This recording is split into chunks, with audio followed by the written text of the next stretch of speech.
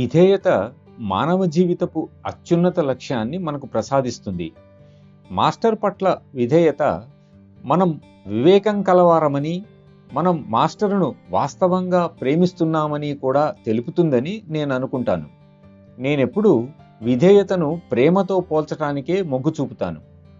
ఆ విధంగా పెరిగిన ప్రేమ విధేయతలో ప్రతిబింబించాలి. ఆ ప్రేమ పరిపూర్ణమైనప్పుడు విధేయత కూడా పరిపూర్ణమై తీరాలి. ఒక అభ్యాసికి మాస్టర్ మీద ఎంత ప్రేమ ఉంది అనేది అతనిలో మాస్టర్ గారి పట్ల విధేయత ఎంత పరిమాణంలో కనిపిస్తున్నది అనే దానిని బట్టి నిర్ణయించగలం. నా దృష్టిలో ఈ రెండిటికి ప్రత్యక్ష సంబంధం ఉంది. నీవు ఒక వ్యక్తిని సంపూర్ణంగా ప్రేమిస్తున్నావు అంటే నీవు ఆ వ్యక్తిని నిరంతరం స్మరిస్తున్నావన్నమాట. మాస్టర్ స్మరణతో కూడిన విధేయత వారి శక్తులను మనకు లభింపచేస్తుంది. అప్పుడు మనం వారి శక్తులను వినియోగిస్తాం.